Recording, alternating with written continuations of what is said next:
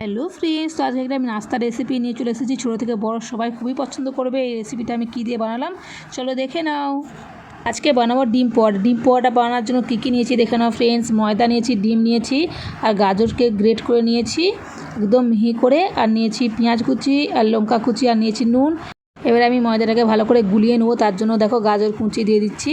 গাজরটাকে আমি গ্রেট করে নিয়েছি, তোমরাও চাইলে কুচিয়ে নিতে পারো সরু সরু করে, কিন্তু আমি গ্রেট করে নিয়েছি। আর নিয়েছি পেঁয়াজ কুচি আর লঙ্কা কুচি, কাঁচা লঙ্কা কুচি। তো এবার এটাকে আমি ময়দাটাকে মাখিয়ে নেবো। তো এবার দিয়ে দিচ্ছি একটা ডিম। ডিমটা এই কারণেই দিয়া, ডিমটা দিলে ময়দাটা চিপকে যাবে না, তাওয়াতে জলদি উঠে যাবে, ওই জন্য আমি একটা ডিম দিচ্ছি। তোমরা চাইলে দুটো ডিমও দিতে পারো, আমি একটা ডিম দিয়েই করবো, জলদি উঠে যাবে, ময়দাটা তাওয়াতে চিপকে যাবে না। এবার দিয়ে দেবো নুন। নুনটাকে দিয়ে ভালো করে ডিমটাকে মিক্স করে নেবো, তারপরে ময়দাটা দেবো। ভালো করে মিক্স করে নিচ্ছি। তোমরা চাইলে দুধ দিয়েও কিন্তু মাখতে পারো, আমি কিন্তু এটা জল দিয়ে মাখবো। তো এবার দিয়ে দিচ্ছি ময়দাটা,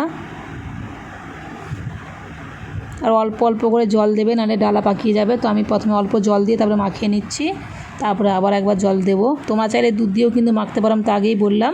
আজকে আমার বাড়িতে লিকুইড দুধটা ছিল না, তার জন্য আমি দুধ দিলাম না। দুধ দিলে টেস্টটা ভালো আসে। তো আবার আমি জল দিয়ে দিচ্ছি, বাকি জলটা দিয়ে ভালো করে এটাকে গুলিয়ে নেবো, যেন ডালা না পাকিয়ে থাকে। এটাকে কিন্তু একদম পাতলা করবে না, আর একদম ঘনও করবে না, মিডিয়াম করবে। দেখে বুঝতে পারছো নিশ্চয়ই আমি কতটা ঘন রেখেছি। তো দেখো এতটাই ঘন রাখবে। এবার আমি অল্প চিনি দিয়ে দিচ্ছি, তোমরা চাইলে দিতেও পারো, নাও দিতে পারো। চিনিটা দিচ্ছি একটা স্বাদটা ব্যালেন্স হয়, তার জন্য দিলাম অল্প করে, বেশি দেওয়ার প্রয়োজন নেই। তো ভালো করে এটা মিক্স করে নেবো। মিক্স করে নিয়ে তারপরে আমি ভেজে নেবো। দেখতে পাচ্ছ কতটা আমি রেখেছি, গাঢ়টা তোমরা দেখে নিশ্চয়ই বুঝতে পেরেছো। চলো এবারে ভেজে নিই তাওয়াতে। আমি সাদা তেল দিয়ে ভাজছি, তোমরা চাইলে বাটার দিয়ে ভাজতে পারো, বাটার দিয়ে ভাজলেও ভালো লাগে। তো আমি সাদা তেল দিয়ে ভাজছি। একটু তেল বেশি করে দিলে খেতে ভালো লাগে ভাজার সময়, একদম অল্প তেল দিলে ভালো করে ভাজা হয় না, যেহেতু ডিমটা রয়েছে তার কারণে একটু তেল বেশি করে দেবে। ফার্স্টেরটা একটু তেল বেশি লাগে, তারপরে অল্প দিলেও চলবে। তো তোমাদের কেমন লাগছে কিন্তু জানো। এটা খেতে খুবই সুন্দর লাগে, বড় থেকে বাচ্চা সবাই পছন্দ করবে। আর যাদের দাঁত নেই, বয়স হয়ে গেছে, তারা তো আরও ভালো খেতে পারবে, কেন কি এটা একদম সফট হয়, একদম নরম হয় একদম খেতে। আমার মেয়ে তো খুবই পছন্দ করে, আমার দুই মেয়ে। কিন্তু আজকে আমার ছোটো মেয়ে স্কুল যাচ্ছে, বড় মেয়ে আজকে স্কুল যাচ্ছে না। আর দেখো কত সুন্দরভাবে উঠে গেছে, পাল্টি করে নিলাম। আমি গাজর কুচি দিয়েছি, তোমার চাইলে টমেটো কুচিও দিতে পারো, যেহেতু আমার মেয়ে টমেটো খেতে চায় না, তাই আমি টমেটো কুচি দিই না। তো গাজর কুচি আর আমি পেঁয়াজ কুচি দিয়েছি। দেখতে পাচ্ছ কত সুন্দর লাগছে, একদম গোল্ডেন ব্রাউন করে ভেজে নিবে। আর খেতে সত্যি বলছি হেভি লাগে খেতে, শুধু খাওয়া হয়ে যাবে।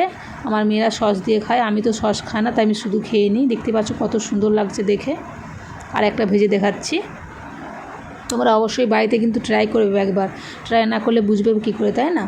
একদম চটজলদি হয়ে যায়, সকালবেলা নাস্তাতে বানানোর জন্য খুবই জলদি হয়ে যায়। আমি মেয়েকে দিচ্ছিলাম নাস্তা, তাই ভাবলাম তোমার সাথে একটু শেয়ার করি। মায়েদের তো অনেক চিন্তা, স্কুলে কী দেবো নাস্তা সকাল হলেই, রাত থেকে ভেবে রাখতে হয় কী দেবো না দেবো। আজকে আমার মেয়ে বলেছিল ডিম পোয়াটা নিয়ে যাবো, তাই ভাবলাম তোমাদের সাথে একটু শেয়ার করি। তো খুবই ইজি হয়ে যায় বানানো, সকাল বা সন্ধেবেলা নাস্তাতে কিন্তু খেতেই পারো। আমার তো খুবই ভালো লাগে, তোমাদের কেমন লাগলো অবশ্যই জানিও। কিন্তু রোজ রোজ টেনশন হয় যে নাস্তাতে কী দেবো, রোজ রোজ কী বানানো যায়, অনেক টেনশন। আগে সব আমাদেরকে মারে মুড়ি দিয়ে দিত, মুড়ি চানাচুর। এখন আর বাচ্চাকে মুড়ি চানাচুর দিলে নিয়েই যাবে না, তাই না? ওর বাবা মাঝে মাঝে একটু মজা করে বলে, তো এদেরকে মুড়ি চানাচুর দিয়ে দেবো। তখন ওরা বলে হ্যাঁ, এরকম বলে। কিন্তু আমরা কিন্তু আগে মুড়ি চানাচুর নিয়ে গেছি। তোমরা কে কে মুড়ি চানাচুর নিয়ে গেছো স্কুলে অবশ্যই কমেন্টে জানিও। কিন্তু কথা বলতে বলতে এখানে আমার ছোটো মেয়ের টিফিনটা প্যাক হয়ে গিয়েছে। আমার তো বড় মেয়ে আজকে স্কুল যাবে না, ওই জন্য আমি ওর টিফিনটা প্যাক করছি না, সস দিয়ে দেবো। দেখো ফ্রেন্ডস, সস দিতে যেয়ে দেখতে পাচ্ছি সসের ঢাকাটা পড়ে গেছে। আমারও না পাগল হয়ে গেছি, কি বলবো। সকালবেলা এত তাড়া থাকে, তো তার মধ্যে কি বলবো আর।